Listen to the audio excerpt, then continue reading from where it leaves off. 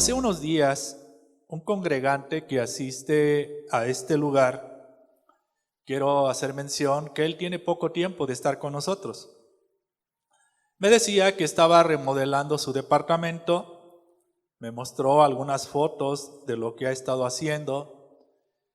Pude ver en las fotos que él me mostraba la decoración, los colores, y hasta me enseñó las fotos de los muebles que iba a poner o que iba a colocar en su departamento. También me decía del sacrificio que estaba haciendo para poder hacerlo. Pero lo que me llamó la atención fue cuando me dijo que se iba a orar por su departamento. Y algo más que me llama la atención es, ¿y cuánto cobra usted? ¿Sí se dan cuenta? ¿Sí se dan cuenta que por tradiciones y costumbres todo se pagaba? Le hice mención que nosotros no cobrábamos para ir a orar. También le comenté que cuando alguien nos invita a ir a orar a cierto lugar, no lo hacemos ni por las casas, ni por los departamentos, ni por los negocios, ni por sus vacas, ni por sus mulas, no, ni por sus tractores. Nosotros no hacemos eso. Nosotros por quienes oramos, ¿por quiénes son? Por las personas. ¿Sí? Amén. Por las personas. ¿Por qué? Porque nosotros somos los que tenemos que estar bien delante de la presencia de Dios. Concluimos la conversación diciendo, y él lo dijo, pues es que es la costumbre. ¿Sí? Es la costumbre, es la tradición. Y muchas de las ocasiones nos han hecho creer que eso viene de parte de Dios. Pero eso, hermanos, no viene de Dios. Y como esta tradición y costumbre de ir a orar por los locales o por los negocios, hay muchas más. México es un país de tradiciones y costumbres y culturalmente se han ido heredando de generación en generación. ¿Alguien las inventó? Alguien dijo esto es bueno y se ve bueno, pareciera que no es malo. Pero hermanos, si no viene de Dios, ¿verdad? Estaremos viviendo en algo que creyendo que viene de parte de Dios. El Salmo 127 nos dice, si Jehová no edificare la casa, en vano trabajan los que la edifican. Si Jehová no guardare la ciudad, en vano vela la guardia. Amén. Entonces, quien tiene que estar dentro de nuestro lugar, nuestro trabajo, nuestra casa, es la presencia de Dios. Por lo tanto, la presencia de Dios tiene que habitar en nuestras vidas, no en las casas. ¿Sí? ¿Por qué? Porque si Jehová no edificare la casa, en vano vamos a trabajar. O sea, si Dios no está en nuestro hogar, con nuestra presencia, a través de su Espíritu y con nuestro testimonio, todo va a ser en vano. Y el final del verso nos dice, si Jehová no guardare la ciudad, en vano vela la guardia. ¿Me entienden? O sea, Dios es el que tiene que estar, no en las cosas. Como por ejemplo, hay ciudades donde el gobernador dona algunos vehículos para guardar la ciudad. En este caso podemos decir las patrullas. Entonces ponen ahí en el jardín principal de cierta ciudad, ponen los vehículos y alguien ahí llega disfrazado de color púrpura y empieza a hacer un rito medio extraño sobre los vehículos, cuando en realidad donde tiene que estar Dios es en la vida de las personas que van a conducir ese vehículo. ¿De qué servirá echar cosas ahí raras cuando el corazón del policía o de quien vaya a usar ese vehículo no está bien delante de Dios? Les pregunto, ¿de qué va a servir? De nada. Entonces, esas costumbres y tradiciones que se han ido arraigando a través de la historia, ¿verdad? A nuestros días, quiero decirte también otra cosa. Esas tradiciones y costumbres no solo se han arraigado en la ciudad o a través de las generaciones, sino lamentablemente también se han arraigado dentro de la iglesia cristiana algunas costumbres y tradiciones. Quizá tú puedes decir, pero ¿qué de malo tiene? Tiene mucho de malo. Porque cuando nosotros nos arraigamos a tradiciones y costumbres, estamos haciendo a un lado a Dios. Por decir así, es costumbre darle un valor o un peso a la denominación. Es costumbre darle un valor o un peso al pastor. Hay iglesias donde afuera hay un estacionamiento exclusivo para el pastor. Ahí nadie se puede estacionar porque es el pastor. Hay otra costumbre de que cuando va llegando el pastor, hay alguien que le va a hacer reverencia, tomándole su portafolio y escoltándolo a él y a su familia hasta su lugar. Eso es una costumbre que se metió a la iglesia. Que cuando llega el pastor, le tienes que hacer reverencia. Otra costumbre es de que va a haber un invitado especial en la iglesia y no se te olvide traer personas a la iglesia o llevar personas a la iglesia. Esa es otra costumbre. Pero como lo dice alguien que está al frente y según es de Dios, ¿qué creen que hace la gente? Anda trayendo gente para ir a ver al invitado que va a llegar a la iglesia. ¿Te das cuenta? Y como esta costumbre, yo inicié hablando de una costumbre y una tradición que ha sido por generaciones y tú y yo estábamos allí, pero podemos estar en este lugar y llenarnos de tradiciones y costumbres que son ajenos a la voluntad de Dios. Amén.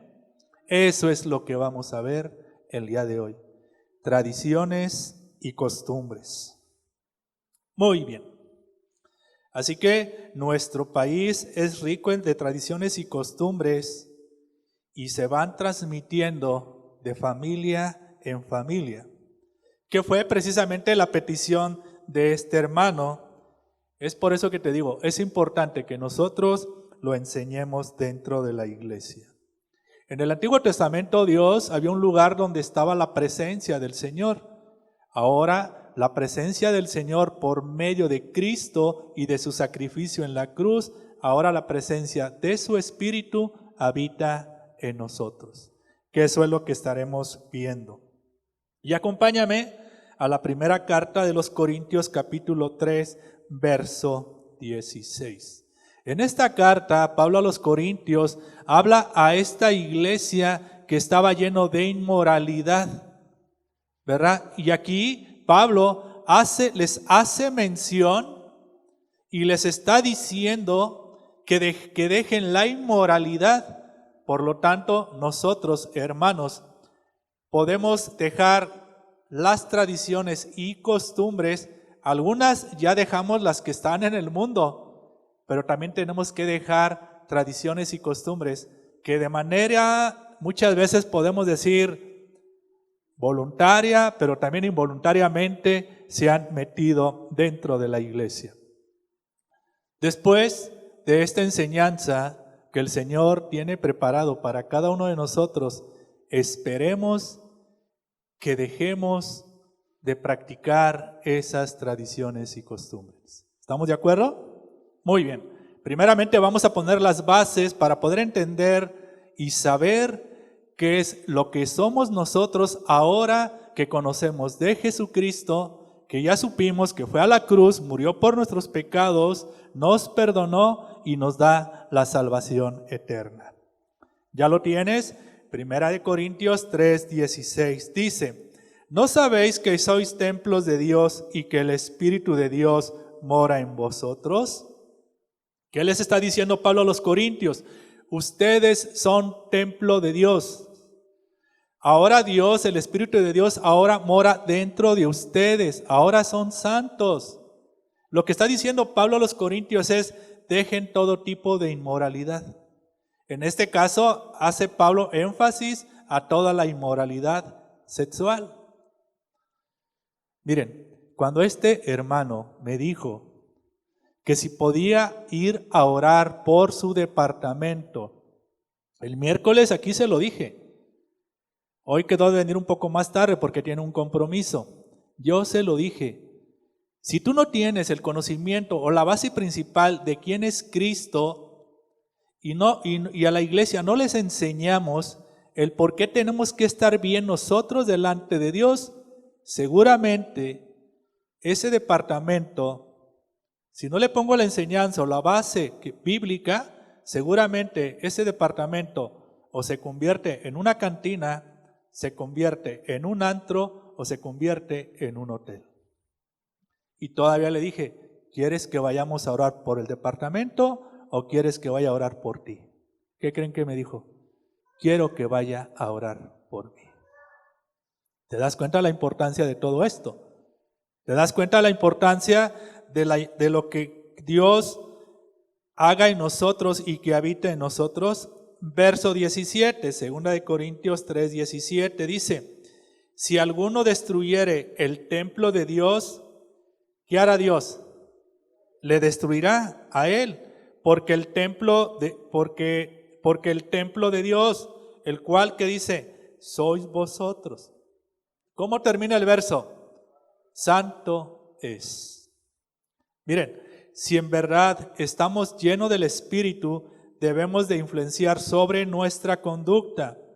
Y si cometemos algún pecado de inmoralidad, estamos contaminando el templo de Dios.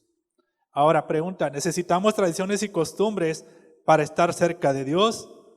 Pues no. ¿Por qué? Porque Dios ya habita en nosotros.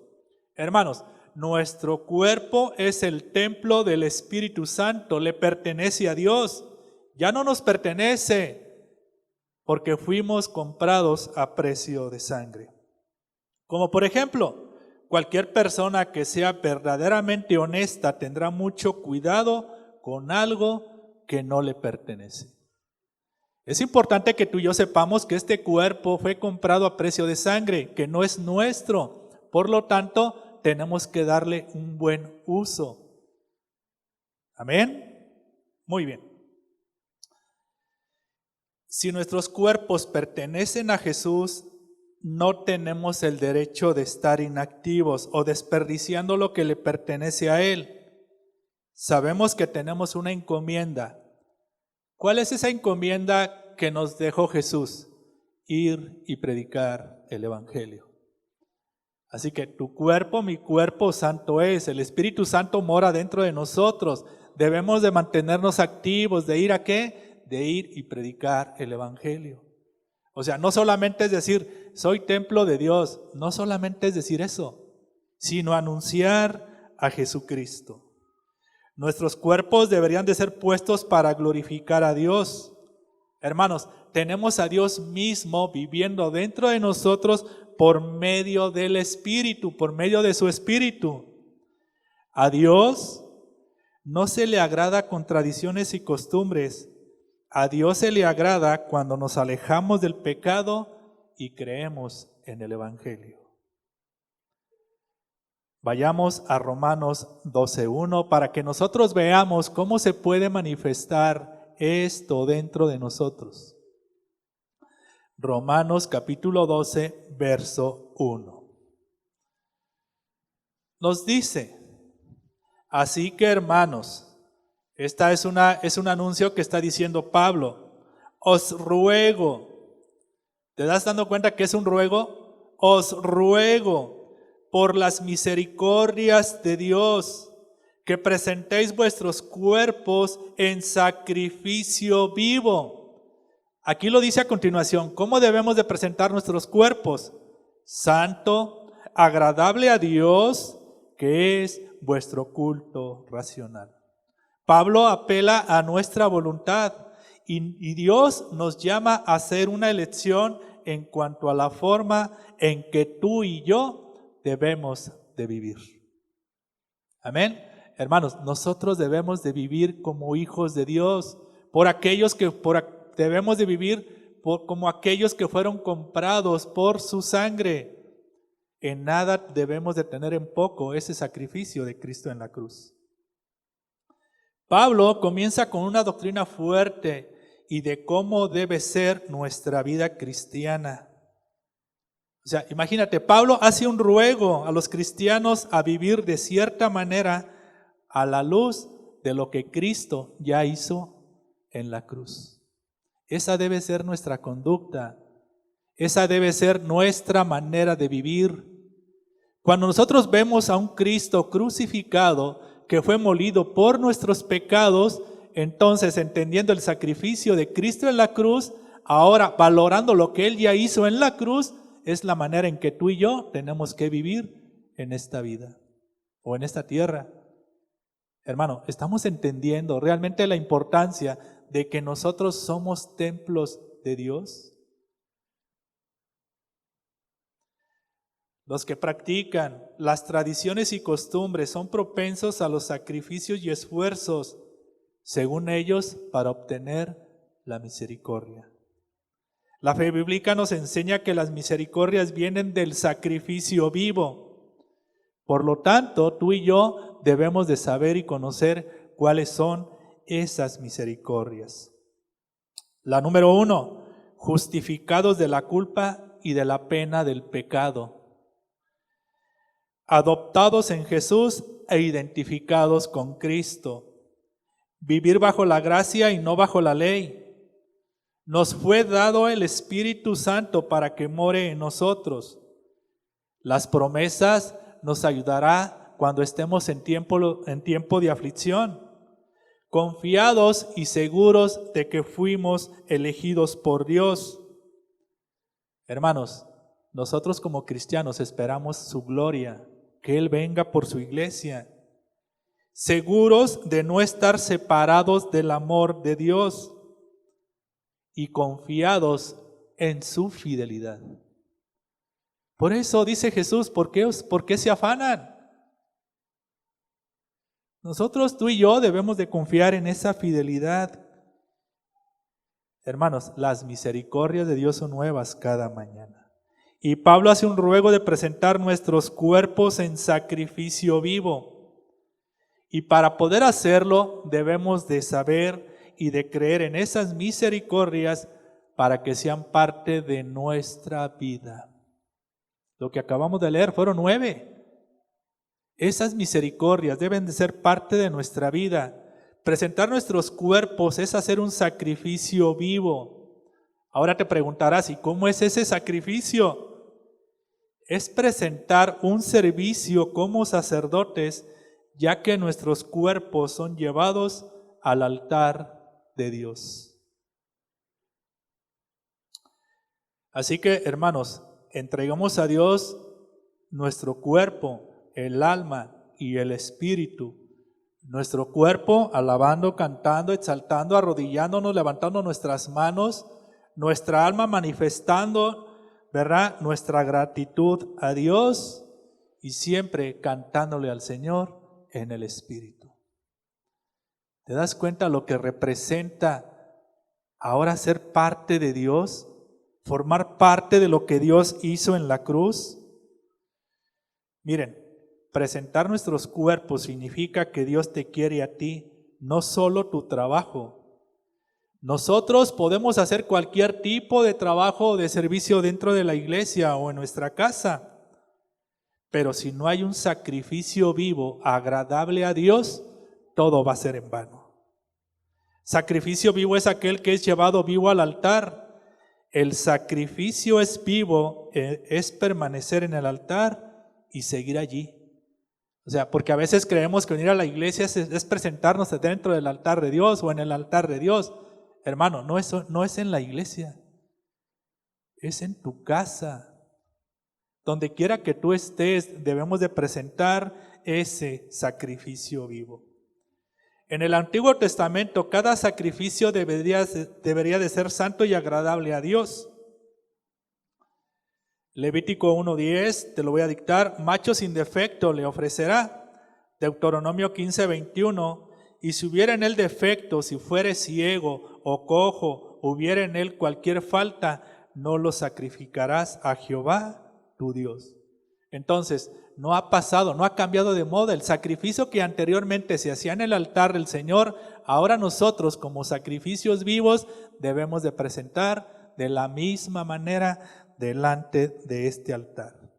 El culto racional es una vida de adoración según la palabra de Dios. Hermanos, como iglesia somos templos del Espíritu Santo. El templo no es este edificio. ¿Quién es el templo de Dios? El templo de Dios somos nosotros. Nosotros somos el templo de Dios. Como congregantes somos la iglesia de Dios. En este momento podríamos estar en un lugar al aire libre. Y al aire libre, entre piedras o entre tierra o entre grava o lo que sea. Pregunta, es que aquí no es el templo. No, el templo somos nosotros. Lo que se tiene que hermosear en nuestra vida delante de Dios, no lo exterior. ¿Se dan cuenta? O sea, la presencia de Dios está donde está su iglesia.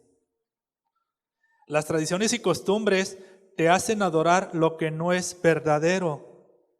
Hermanos, nuestro culto de adoración es a Jesucristo. Y vamos a ver a continuación un texto de cómo Jesús desmiente una falsa adoración.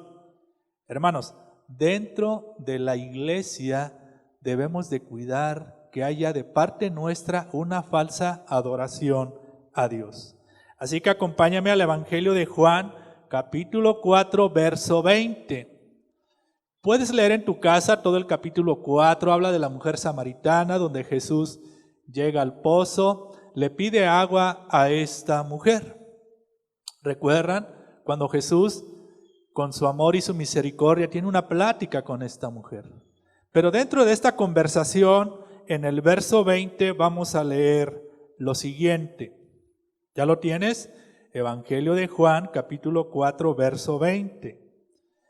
Esta mujer se quiso presentar muy religiosa delante de Jesús. Como que quiso ahí, ustedes saben, ¿verdad? Como diciendo, Jesús, déjame, te doy un poquito de doctrina. Pero ya saben que Jesús es superior a cualquier tipo de doctrina. Dice Juan 4:20, nuestros padres adoraron en este monte y vosotros decís que en Jerusalén es el lugar donde se debe adorar. Jesús le dijo, mujer, créeme que la hora viene cuando ni en este monte ni en Jerusalén adoraréis al Padre. Verso 22, aquí viene lo interesante de este verso. Vosotros adoréis, ¿qué le dijo Jesús? Lo que no sabéis. Nosotros adoramos lo que sabemos porque la salvación viene de los judíos. Hermanos, lo que está diciendo Jesús a esta mujer samaritana, que al que tenemos que adorar, ¿a quién es? Es a nuestro Salvador. Es a Cristo. Es a Jesús, porque la salvación viene de Él. Verso 23, mas la hora viene y ahora es cuando los verdaderos adoradores adorarán al Padre en espíritu y en verdad, porque también el Padre tales adoradores busca que le adoren. Amén. Hermano, ¿te das cuenta dónde está la adoración? ¿A quién tenemos que adorar? A Jesús. Nosotros, si nos alejamos de las tradiciones y las costumbres y adoramos solamente a Jesús, no va a ser necesario. ¿Sabes por qué? Porque con Jesucristo basta. No hay que hacer algo más. No tenemos que hacer nada más que adorar a Jesús. Y vayamos a una historia que nos ayudará a comprender esta enseñanza. Y vamos a ver cómo Salomón le dedica un templo a Jehová e hizo una gran celebración. Esta historia, te repito, la puedes leer en tu casa. Puedes comenzar a leer en tu casa Segunda de Crónicas, capítulo 6 y capítulo 7, para que puedas entender esto. Obviamente por el tiempo no podemos meternos a esos capítulos, porque si no aquí llega Jesús, ¿verdad? Con el tiempo, pero bueno. vamos a ver cómo Salomón y todo el pueblo sacrificaron víctimas delante de Jehová para hacerlo agradable a los ojos. Podemos ver en este capítulo 7 cómo el rey Salomón sacrificó 22,000 bueyes y 120,000 ovejas y dedicaron este templo o esta casa a Dios. Fue el rey y todo su pueblo. En este capítulo 7 lo vas a leer, que en el templo cada uno de los sacerdotes desempeñaron su ministerio. Los levitas alabaron a Dios con los instrumentos que había hecho el rey David. Asimismo, los sacerdotes tocaban delante de ellos y todo Israel estaba de pie. ¿Por qué? Porque las misericordias de Dios eran nuevas para ese pueblo. Ahora, la construcción fue la obra de Salomón, hecha con el poder, pero también con la inspiración de Dios. Y la consagración de este edificio fue con el propósito, ¿verdad?, para adorar a Dios. Miren, Salomón podía construir un edificio, pero solo Dios podía santificarlo con su presencia. El templo que Salomón construyó iba a ser una casa de humillación, ¿verdad?, de parte del pueblo.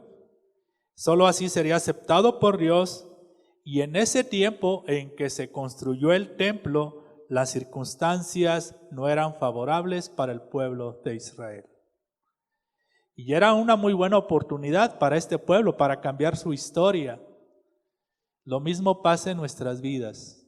Cuando nosotros solamente nuestro punto central de adoración es Cristo, entonces es el tiempo y el momento de que nuestra vida puede ser cambiada y transformada. ¿Qué es lo que quiere Dios de nosotros? Que nos humillemos delante de su presencia. Y mucho lo hemos dicho, es que yo ya me arrepentí. Ahora falta que te humilles delante de Dios. Es lo que nos falta, hermanos.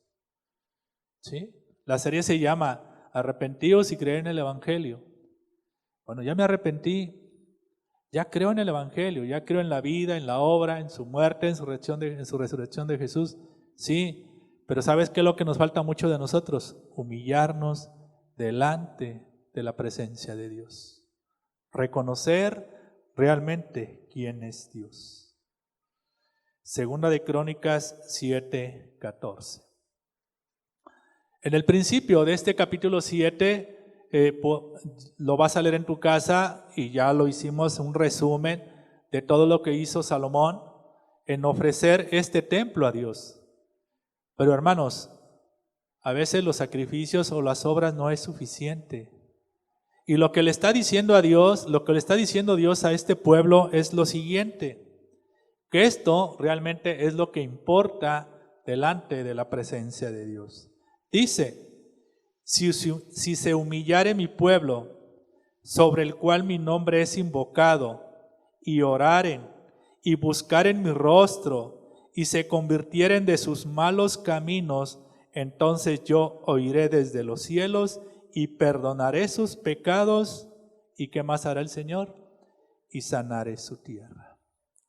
Hermanos, ¿te das cuenta de la importancia y la función que nosotros tenemos que hacer delante de su presencia para ganarnos el favor y la misericordia de Dios? Amén. Miren, este lugar, podemos hacer muchas cosas en este lugar, pero si la doctrina o la enseñanza no está para exhortar, para instruir, para redarguir a la iglesia, ¿de qué serviría? ¿De qué va a servir? Aquí lo está diciendo el Señor: si se humillare mi pueblo, sobre el cual mi nombre es invocado, y oraren y buscaren mi rostro, y se convirtieren de sus malos caminos, entonces yo iré desde los cielos, perdonaré sus pecados y sanaré su tierra. Hermanos, les hago una pregunta. ¿Lo podremos hacer para agradar a Dios? ¿Sí, no? Sí, lo podemos hacer. Esta promesa está en el contexto de la promesa de Dios de responder la oración del templo que Él había elegido para santificar su presencia. Hermanos, Dios le prometió algo especial a este pueblo de Israel cuando ellos se humillaran, oraran y buscaran su rostro. Dios siempre va a ver la humildad de una verdadera adoración, y la respuesta a todas nuestras oraciones no está en la oración en sí misma, sino está en que Dios escuche nuestra oración. Y hay una promesa especial para un pueblo que ora y se humilla delante de Dios. En muchos lugares te prometen grandes promesas, pero nunca te dicen que te tienes que arrepentir y que te tienes que humillar delante de Dios. Jamás te van a decir que te tienes que alejar del pecado. A la gente, te repito, a la gente no le gusta que la confronten con el pecado. A la gente le gustan las promesas. Y quizá este pueblo de Dios, de Israel, esperaba sus promesas, pero pasado el tiempo, este pueblo se fue perdiendo. Y eso lo vamos a ver posteriormente. Ahora, la invitación es explícitamente y extendida a todos los que invoquen el nombre de Dios. El pueblo de Dios no solo se tiene que humillar y orar y buscar el rostro, sino también voltearse de sus malos caminos. Hermanos, si nosotros vamos por un mal camino, volvamos al camino de Dios. Amén. Miren, jamás será suficiente con solo voltear a Dios, sino también darle un giro a nuestra vida. Y esto se tiene que hacer a que cada día nosotros tengamos un acercamiento con Dios. O sea, no nada más es decir, ya me arrepentí, sí me equivoqué, bueno, sí fallé, bueno, sí, pero ahora dale un giro a tu vida. Miren, muchos de nosotros o muchas personas han creído que Dios no es capaz de perdonar todo lo que han hecho. ¿Has escuchado a alguien que se ha expresado, habla de esa manera? Hay gente que ha dicho, mire hermano, o mire pastor, yo la verdad hice tantas cosas malas que no creo que Dios me perdone. En cierta ocasión, una persona que asistía a la iglesia se alejó de los caminos de Dios.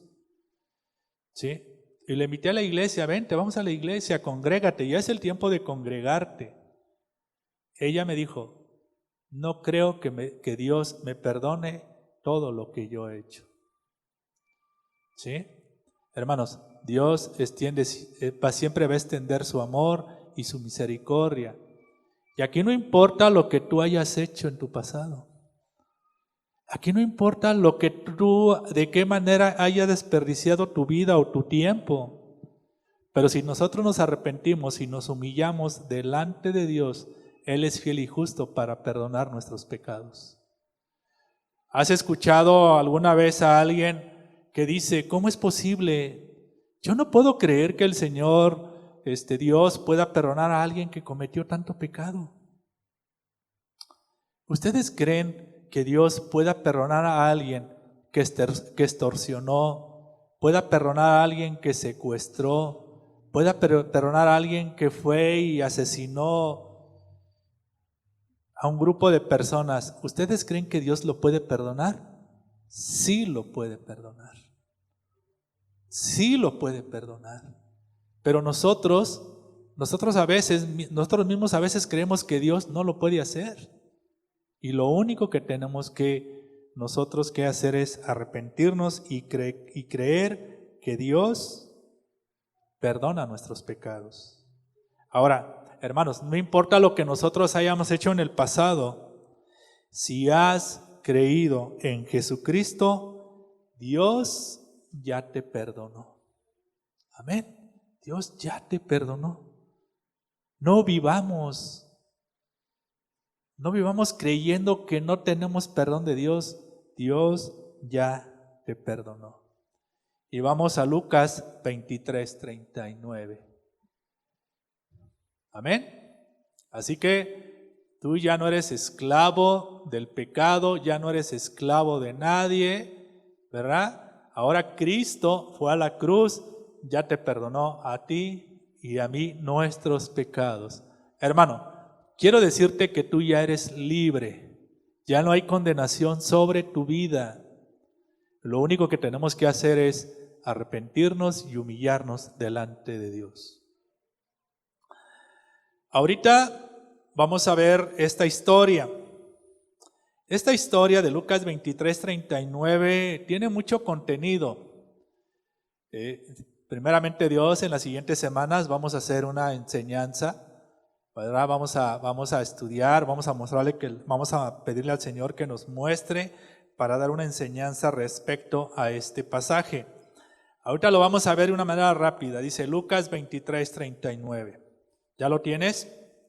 Dice, y uno de los malhechores que estaban colgados le injuriaba, diciendo, si tú eres el Cristo, sálvate a ti mismo. ¿Y qué más pedía? A nosotros.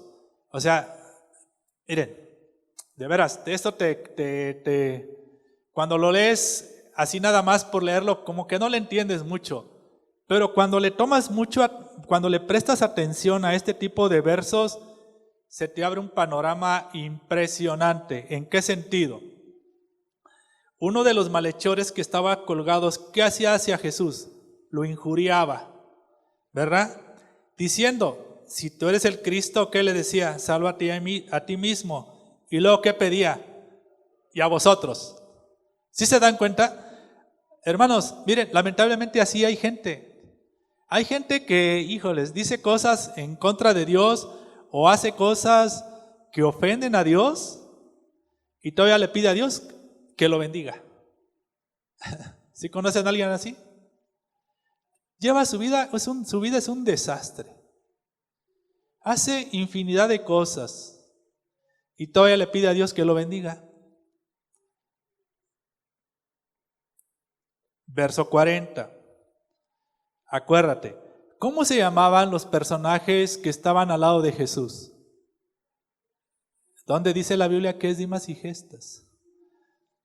Ya ven, por tradición y costumbre, la Biblia no te dice que es Dimas y Gestas. ¿Sí? ¿Pero qué dice la tradición y la costumbre? Dimas y Gestas. ¿Verdad que eso no dice la Biblia? Eran dos malhechores. Por eso les digo, no nos vayamos con las tradiciones, porque ya después creemos que sí, Dimas y Gestas estaban al lado de Jesús. Pero no es verdad. Miren, cuando la Biblia no dice nombres, y cuando la Biblia no pone nombres, ¿a quién pudiera estar refiriéndose? A nosotros mismos. ¿Sí? Por eso, vamos a leer, vamos a continuar con la historia. Respondiendo el otro, le reprendió diciendo, ¿ni aún temes tú a Dios estando en la misma condenación? Verso 41, nosotros, está hablando el otro malhechor, nosotros a la verdad justamente padecemos, porque recibimos lo que merecieron nuestros hechos, mas ningún mal hizo. O sea, uno injurió en contra de Jesús. Y luego el otro malhechor, ¿qué hizo? Habló a favor de Jesús. El verso 42, y dijo a Jesús, acuérdate de mí cuando vengas en tu reino. Verso 43, Jesús le dijo, de cierto te digo que hoy estarás conmigo, ¿dónde? En el paraíso. Fíjate, una conversación tan simple, una conversación breve. Jesús pudo ver en el corazón de un malhechor que había creído en su nombre y él le dice, acuérdate cuando estés en el paraíso. ¿Y qué le dijo Jesús? Vas a estar conmigo. Hermanos, es difícil humillarnos delante de Dios. Aquí lo vimos. Aquí lo vimos. Es una actitud del corazón que tú y yo podamos tener delante de Dios. Amén. ¿Te das cuenta de la importancia de todo esto? Y el valor y el peso que tiene el nombre de Jesucristo. Y lo que nosotros podemos hacer. Solamente humillarnos delante de Dios. Vamos a ver otra historia. Un rey que fue descendiente de David. Este rey se llamaba Manasés. Este rey empezó a reinar cuando tenía 12 años y su reinado duró 55 años. Fue un reinado muy largo, pero también muy malvado.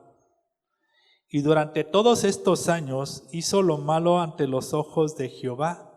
Llevó a la práctica todo tipo de abominaciones donde Dios ya le había prohibido a este pueblo. La sangre de David corría por la sangre de este rey, pero los caminos del rey David no estaban en su corazón, sino que fue todo lo contrario. ¿Qué fue lo que hizo Manasés? Fue metiendo tradiciones y costumbres en el templo de Dios y se fue perdiendo poco a poco, y de la misma manera ofendió a Dios. Es lo que sucede en la actualidad. Mucha gente mete tradiciones y costumbres dentro del templo de Dios, haciendo creer que son de Dios, y terminamos extraviándonos todos. Por eso te digo, es importante conocer este tipo de historias. ¿Para qué? Para cuidarnos de no cometer cosas, primeramente, que ofenden a Dios y que nos alejen de Dios. Te repito, el reinado fueron 55 años. Y la gente que fue naciendo en esos 55 años, viendo cómo el rey empezó a meter abominaciones dentro del templo de Dios, ¿cómo las consideraba esta gente? Como si vinieran de Dios. Vamos a ver. Manasés imitó las prácticas de los cananeos y también la del rey Acaz. Anótale ahí a los que están escribiendo, Segunda de Reyes, capítulo 16, verso 3. Dios, al ver este tipo de prácticas dentro del templo, trajo juicio sobre este pueblo, desterrándolos de su tierra, hermanos, y se espera un juicio similar para aquellos que no se arrepienten. Dios anticipa el castigo, pero ¿qué creen? Aún así la seguimos ignorando. Hay muchas tradiciones y costumbres que se han metido dentro de las iglesias, te repito. Regularmente en cada pueblo hay una fiesta patronal, hay una tradición. En el Bajío, en la zona Bajío, la zona centro, normalmente las grandes catedrales, ¿dónde se encuentran? En la parte central de la ciudad. ¿Sí? Los templos, ahora la moda o la costumbre es iluminarlos con diversos colores. De una manera así, a la vista, los templos se ven hermosos, se ven bonitos. Entonces, posteriormente hacen una fiesta, una verbena popular, una kermés, un grupo de luz y sonido, queriendo agradar a Dios. ¿Eso será de Dios? No, hermanos.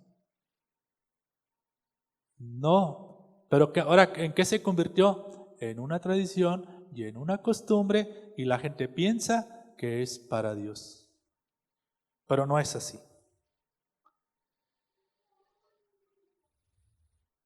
Pero ¿cuáles fueron los pecados de Manasés? Reedificó los altares, los lugares altos que Ezequías su padre había derribado, levantó altares a los Baales. Vamos a ver a continuación todas las horribles, ¿verdad?, cosas que hizo Manasés. Hizo imágenes de Acera. Acera era una diosa cananea de la fertilidad. Este dios era adorado a través de un ritual de prostitución, hermanos, dentro de la iglesia. Manasés convirtió el templo en un burdel dedicado a este dios, cuando Jehová había dicho: en Jerusalén estará mi nombre perpetuamente. Pero ¿qué hace el hombre? Todo lo distorsiona, todo lo destruye, todo lo cambia, ¿verdad? Otras cosas de lo que hizo Manasés: sacrificó a su propio hijo, un dios cananeo llamado Moloc, que era adorado con la quema de niños. También otra cosa que hacía él, consultaba a los agüeros. Los agüeros eran los adivinos y encantadores, y lo fueron obligando para llevar prácticas ocultas del satanismo dentro de la misma iglesia. Además, puso una imagen fundida que él hizo cuando Dios ya le había dicho a David y a Salomón que esa casa en Jerusalén la había elegido para que su nombre fuera perpetuamente establecido allí. La condición que había puesto Dios era que guardaran todas las cosas que había mandado, que guardaran la ley, los estatutos y los preceptos por medio de Moisés. Los 55 años que duró Manasés en su reinado, nunca escucharon las promesas de lo que Dios había dicho. Además, todo el pueblo de Israel fueron voluntariamente seducidos por la perversidad de Manasés y fueron atraídos para hacer cada vez más el mal. ¿Y saben cuál es lo más lamentable de todo esto? Que tienen éxito. O sea, todavía hacen las cosas de manera equivocada para Dios y tienen mucho éxito. ¿Recuerdas que hay un dicho que al pueblo, ¿qué dice? ¿Al pueblo pan y circo?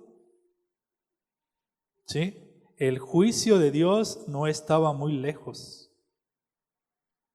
Hermanos, 55 años le sirvió a Manasés para destruir todo lo que Dios había dicho. El templo que se había convertido, o el templo que fue hecho para que la presencia de Dios estuviera siempre ahí y que solamente su nombre fuera adorado, se convirtió en un templo de idolatría. Amén. Hermanos, este lugar donde estamos, de veras, de verdad, en ninguna manera pretendemos que sea un templo de idolatría. Aquí no se idolatra a nadie. Pero sin embargo, si hay muchos templos, wow, ¿cómo los idolatran? Mucha gente busca tomarse fotos con su ídolo. Otros buscan a que les autografíe el libro. Otros van a que les den su autógrafo en su disco. Digo, son cantantes famosos. Otros pagan para ir a ver sus conciertos. Digo, porque son cristianos. Y es música cristiana. ¿Te das cuenta que la idolatría también se ha metido dentro de la iglesia? Hermanos, cuidemos que nuestra única adoración sea solamente para Dios. Porque a veces como que no le damos tanta importancia, pero tiene mucho peso espiritual. Miren, podemos decir que esto sucede porque el pueblo quiere que suceda. No les interesa la dirección y los estatutos que Dios ha marcado. Así es. O sea, estamos hablando de las tradiciones y costumbres, no solo de donde tú y yo venimos, sino también de lo que puede pasar dentro de una iglesia. Nuestro país está arraigado a una tradición, a la herencia que nos dejaron nuestros padres y a una cultura generacional que ya se volvió una costumbre. Por ejemplo, hoy estamos en el mes de octubre, el siguiente mes, ¿cuál sigue? Noviembre. ¿Qué se festeja en el mes de noviembre? Día de Muertos. Es una tradición muy arraigada. Es una costumbre que allí se quedó. Pero el Día de Muertos, el Día de los Fieles Difuntos y cosas, bueno, eso es de México, ¿verdad? Otra cosa que se arraigó aquí en nuestro país, ¿cuál fue? El Halloween. Y a lo mejor tú ya tienes tu disfraz, a lo mejor, ¿verdad? A lo mejor te tocó llevar el pozole o las tostadas, no sé. O puede ser que ya tu niño ya pensabas disfrazarlo de vampirito, de brujita. Digo, no es malo, pues es un niño, ¿él qué va a saber? ¿Sí? ¿Te das cuenta, hermanos? El altar que se levanta a los muertos, eso no es de Dios. Cuando la Biblia dice y enseña que no debemos de consultar a los muertos, poner el altar, poner las comidas que ahí se ponen, era lo que más le gustaba. Miren, como México es muy tradicional y de mucha costumbre, en ese tipo de altares nunca falta la coca, porque al muertito le encantaba la coca, al final fue lo que lo mató, ¿verdad? La cerveza, que también le gustaba mucho la cerveza, con eso de que una no es ninguna y una es la mitad de una, o el tequila. Hermanos, son tradiciones y costumbres que ahí están, pero la gente lo tiene como si fuera de Dios o como si viniera de Dios, pero eso no es de Dios. Así que si ya compraste tu disfraz, pues quémalo, no lo vayas a vender. Pero vamos a 2 de Crónicas 33:12. Todo lo que te acabo de leer de Manasés, del rey Manasés, puedes leer todo el capítulo 33 de 2 de Crónicas. Pero vamos a ver lo que dice 2 de Crónicas 33:12. ¿Qué fue lo que pasó en la vida de Manasés? ¿Ya lo tienes? Dice, mas luego que fue puesto en angustia, oró a Jehová, su Dios, humillado grandemente en la presencia del Dios de sus padres.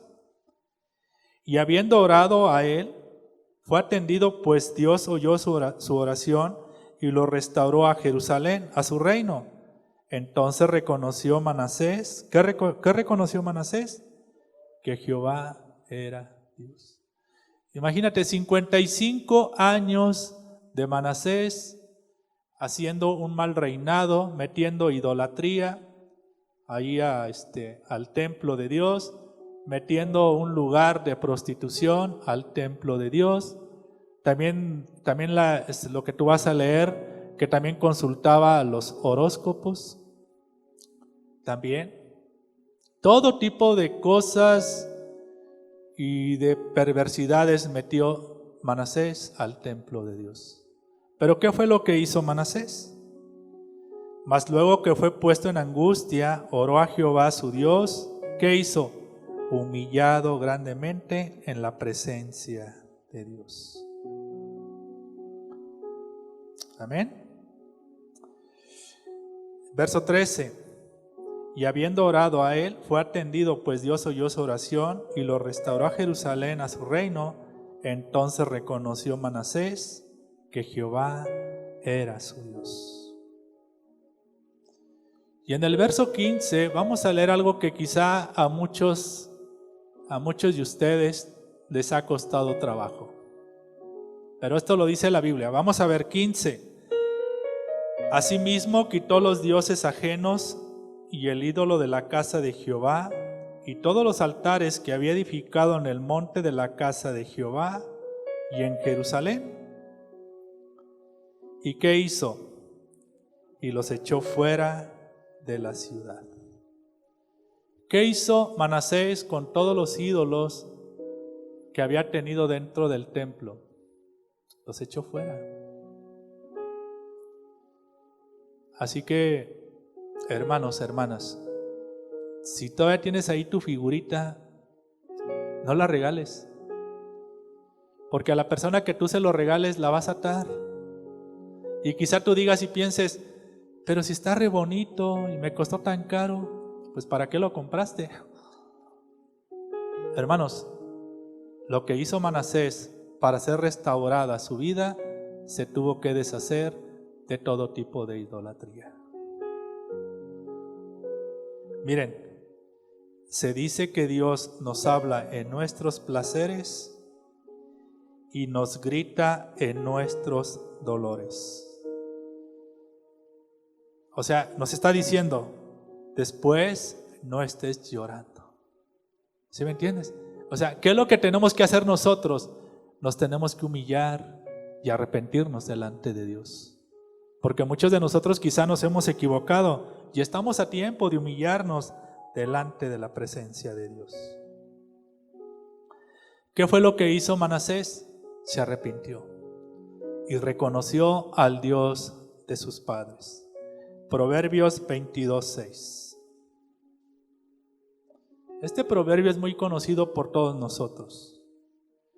Nos dice: instruye al niño en su camino, y aun cuando fuere viejo, no se apartará de él. Manasés fue instruido en el conocimiento de la palabra, pero poco a poco, por meter tradiciones y costumbres, se fue alejando de la presencia de Dios y de los estatutos de Dios. ¿Qué fue lo que hizo Manasés? Al final de todo esto, se arrepintió y Dios le perdonó. Él reconoció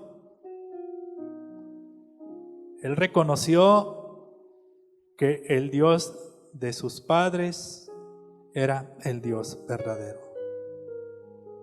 Los pecados de Manasés salieron a la luz, pero fueron revelados por medio, ¿verdad?, de ese poder que tiene Dios sobre cada uno de nosotros. Ahora, ¿te puedes imaginar la sorpresa al enterarse de Manasés cuando regresó un hombre arrepentido y convertido? ¿Sí te puedes imaginar? Después de todo lo que hizo Manasés en 55 años, regresar anunciándole al pueblo que él tenía un Dios verdadero. Durante 55 años el pueblo se acostumbró a ver ídolos en el templo y a todo tipo de prácticas. Y ahora regresar Manasés al pueblo y decir: ahora creo en un Dios vivo. Manasés se perdió como hijo. Y quizá algunos de nuestros hijos se pierdan, se alejen de los caminos de Dios. Aquí está, se perdió Manasés. ¿Ustedes creen que nosotros estamos exentos a que nuestros hijos se pierdan? No estamos exentos, se pueden perder. Pero cuando tú seas un ejemplo de testimonio, cuando tú como padre o madre seas un ejemplo de testimonio, un ejemplo, ¿verdad?, que puedas conservar bajo el temor de Dios, seguramente Dios te devolverá si el día de mañana tu hijo se llegara a perder. Es por eso, fue lo que salvó a Manasés, el ver a su padre consagrado a Dios. Ponte de pie, por favor. Lamentaciones 3:22. Lamentaciones 3:22. Hermanos, de verdad, se pudiera hacer una serie completa en relación a tradiciones y costumbres. Pero si en nosotros está el Espíritu de Dios, mora en nosotros. Y si nosotros comprendemos que fuimos comprados a precio de sangre, nuevamente les hago la pregunta: ¿servirán de algo las tradiciones y costumbres? De nada. Miren, nosotros, por las puras misericordias de Dios, no hemos sido consumidos. Nos hemos equivocado, hermanos. Hemos caído en tantas y tantas cosas que nos distraen de las cosas de Dios, nos separan de las cosas de Dios. Yo lo platicaba con algunos hermanos. Nosotros de manera involuntaria estábamos haciendo cosas que nos alejaban de Dios y no nos dábamos cuenta. Muy sutilmente el enemigo puede entrar a tu vida y te puede sacar de las cosas de Dios. Y nosotros hemos tomado algunas medidas y nos está ayudando mucho a únicamente centrarnos en lo que es Dios, su palabra, su presencia, la humillación, el arrepentimiento. A veces creíamos que no era malo, pues es que no es malo, tiene mucho de malo. ¿Sí? ¿Por qué? Porque muchas veces y muchas ocasiones nos podamos estar desviando de lo que realmente quiere Dios en nuestras vidas. ¿Ya tienes Lamentaciones 3:22? Por la misericordia de Jehová no hemos sido consumidos, porque nunca decayeron sus misericordias. 23, ¿qué nos dice? Nuevas son cada mañana, grande es tu fidelidad. Este texto fue una de las cosas que Jeremías recordó. Recordó que sin importar lo derrotado que estaban los habitantes de Jerusalén y Judá, aún no había sido completamente consumidos. Todavía quedaba un remanente y un remanente con una promesa de restauración. Donde quiera que esté Dios, siempre habrá vida y una esperanza. ¿Cuál es la palabra importante de este verso? Misericordia. Misericordia, hermanos. Tú y yo necesitamos de la misericordia de Dios todos los días. Todos los días necesitamos de esa misericordia.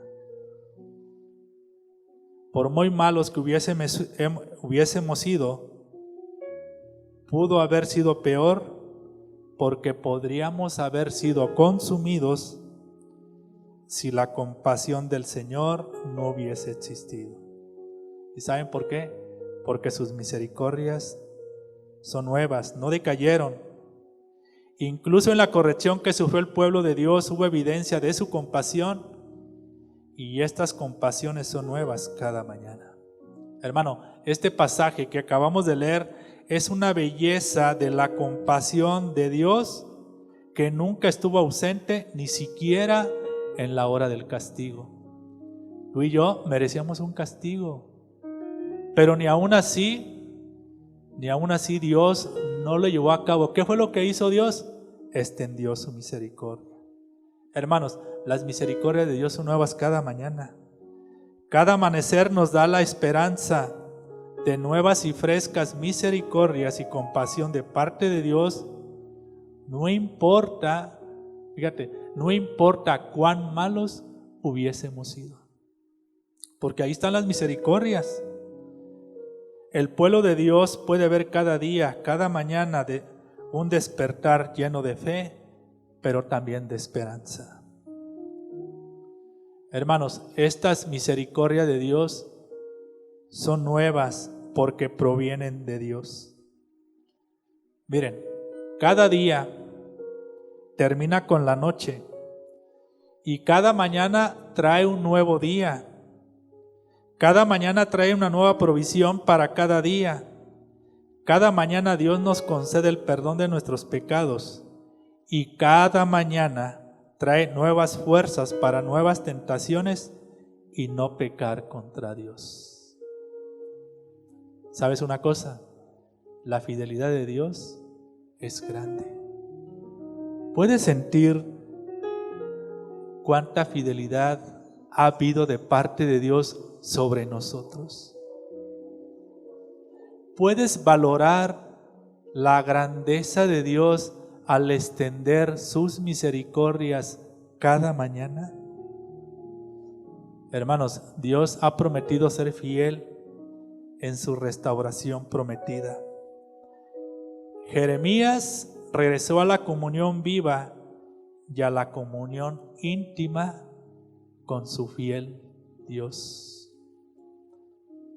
Hermano, si nosotros entendiéramos el sacrificio de Cristo en la cruz, de que su Espíritu por medio de su muerte habita en nosotros y que sus misericordias son nuevas cada mañana sería una nueva esperanza para nuestras vidas. Cada mañana. Pero ¿qué sucede en nosotros? Amanecemos deprimidos, tristes, desilusionados, cansados. Pero la Biblia, ¿qué nos enseña? Que sus misericordias son nuevas cada mañana. Cada nuevo amanecer, hermanos, es una nueva esperanza. Cada nuevo amanecer es un nuevo día. Y cada nuevo amanecer que Dios nos da es para despertar llenos de fe y también llenos de esperanza. Cuando nosotros adoramos al único Dios y presentamos nuestra adoración al Dios verdadero, estaremos llenos de esa misericordia. Pero ¿saben qué sucede? Que todavía traemos tradiciones y costumbres. Sin querer, no solo la metemos en la iglesia, sino que lo metemos dentro de nuestra vida. ¿Saben ustedes que hay gente que dice, a este mundo solamente vine a sufrir? A este mundo solamente vine a padecer hambre o a padecer enfermedades. Hermano, eso no enseña la Biblia. La Biblia te enseña que las misericordias de Dios son nuevas cada mañana. Pero ¿cómo lo vas a entender esas misericordias? El arrepentirnos, creer en el Evangelio y humillarnos delante de Dios. Amén. Hermano, desarráigate. Esas malas costumbres, esos malos hábitos que han entrado a tu vida, esos malos pensamientos que llegan a tu vida, que llegan a tu corazón. Y solamente quiero decirte que para todo esto, con Jesucristo basta. No necesitamos algo más. Simplemente nos tenemos que humillar delante de Dios. Nos tenemos que humillar delante de su presencia. ¿Quieres que tu vida sea restaurada? Humíllate delante de Dios. Reconócelo, así como lo hizo Manasés. Fueron 55 años de destrucción que llevó Manasés al pueblo. Abominaciones delante de Dios. Fueron 55 años que hizo atrocidades dentro del templo. Hermano, muchos de los que están aquí no tienen esperanza, pero tampoco tienen 55 años y quizá no has hecho lo que hizo Manasés, pero ¿sabes qué hizo él? Él se humilló delante de la presencia. ¿No leímos los dos malhechores? Uno injuriaba a Jesús y el otro decía, oye, ¿qué no entiendes? Que nosotros estamos pagando por lo que hicimos y él no hizo nada. Y con todo lo que hizo este malhechor, ¿qué creen que hizo Jesús? Le perdonó. Amén. Hermanos, solamente Cristo merece nuestra adoración y nuestra alabanza. Padre, en el nombre de Jesús te damos gracias hoy en esta mañana, tarde, por tu palabra, Señor, y porque tus misericordias son nuevas cada mañana, Jesús. ¿Por qué no empiezas a orar a Dios y por qué no te humillas delante de su presencia? Gracias te damos, Jesús. Gracias te damos, Señor, por todo lo que estás haciendo y vas a hacer en nuestra vida. Hoy nos humillamos delante de tu presencia, Señor. Señor, hemos pecado delante de ti, Señor. Y muchas de las cosas que hemos creído que te agradaban, hoy aprendimos que no son agradables a tus ojos. Queremos caminar delante de ti, Señor. Queremos caminar íntegros delante de tu presencia, encontrar tu favor. Queremos orar, buscar tu rostro, humillarnos delante de ti, para que nuestra tierra sea sana.